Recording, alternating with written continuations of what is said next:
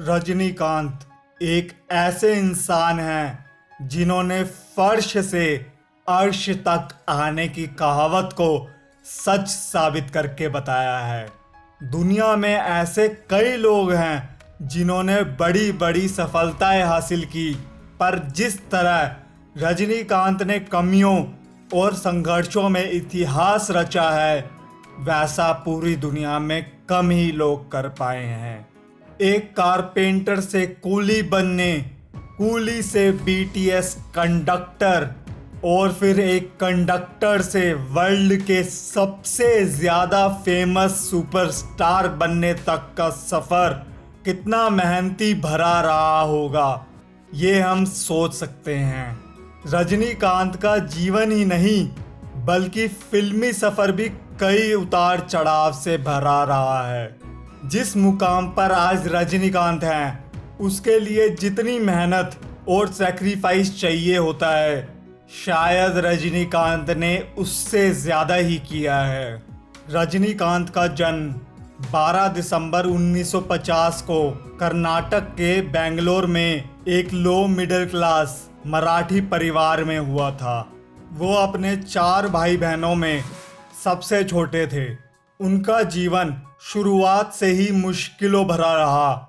सिर्फ 9 साल की एज में ही उन्होंने अपनी माँ को खो दिया था। पिता पुलिस में एक हवलदार थे और घर की माली स्थिति ठीक नहीं थी। रजनीकांत ने यंग एज में कूली के तौर पर भी काम किया। फिर वो बीटीएस में बस कंडक्टर की नौकरी करने लगे। एक कंडक्टर के तौर पर भी उनका अंदाज किसी स्टार से कम नहीं था। वो अपने अलग तरह से टिकट काटने और सीटी मारने के स्टाइल को लेकर यात्रियों और दूसरे बस कंडक्टरों के बीच फेमस थे। कई मंचों पर नाटक करने के कारण फिल्मों और एक्टिंग के लिए शौक तो हमेशा से ही था, और वही शौक धीरे धीरे जुनून में तब्दील हो गया। लिहाजा उन्होंने अपना काम छोड़कर चेन्नई के अद्यार फिल्म इंस्टीट्यूट में दाखिला ले लिया। वहाँ इंस्टीट्यूट में एक नाटक के दौरान उस समय के मशहूर फिल्म निर्देशक के बालाचंदर की नज़र रजनीकांत पर पड़ी और वो रजनीकांत से इतना प्रभावित हुए कि वहीं उन्हें अपनी फिल्म में एक करैक्टर निभाने का प्रस्ताव दे डाला। फिल्म का नाम था अपूर्व रांगागल। रजनीकांत की ये पहली फिल्म थी, पर किरदार बेहद छोटा होने के कारण उन्हें वो पहचान नहीं मिल पाई जो वो डिज़र्व करते थे। लेकिन उनकी एक्टिंग की तारीफ हर उस इंसान ने की जिसकी नज़र उन पर पड़ी। तारों में अकेला चांद जगमगाता है, मुश्किलों में अकेला इंसान डगमगाता है। कांटों से घबराना मत मेरे दोस्त, क्योंकि कांटों में ही अकेला गुलाब मुस्कुराता है। रजनीकांत का फिल्मी सफ़र भी किसी फिल्म से कम नहीं। उन्होंने पर्दे पर पहले नेगेटिव कैरेक्टर और विलन के किरदार से शुरुआत की, फिर साइड रोल किए और आखिरकार एक हीरो के तौर पर अपनी पहचान बनाई। हालांकि रजनीकांत निर्देशक के बालाचंदर को अपना गुरु मानते हैं, पर उन्हें पहचान मिली निर्देशक एसपी मुथुरामन की फिल्म चिलकम्मा चैपिंडी से। इसके बाद एसपी की ही अगली फिल्म ओरू कैल्वीक्रूरी में वो पहली बार हीरो के तौर पर अवतरित हुए। इसके बाद रजनीकांत ने पीछे मुड़कर नहीं देखा और दर्जनों हिट फिल्मों की लाइन लगा दी। बादशाह, मुथु, अन्नामलाई, अरुणाचलम, थालापति उनके कुछ बेहतरीन फिल्मों में से एक है। रजनीकांत ने ये साबित कर दिया कि age is just a number, और अगर व्यक्ति कुछ करने की ठान ले तो उम्र कोई मायने नहीं रखती।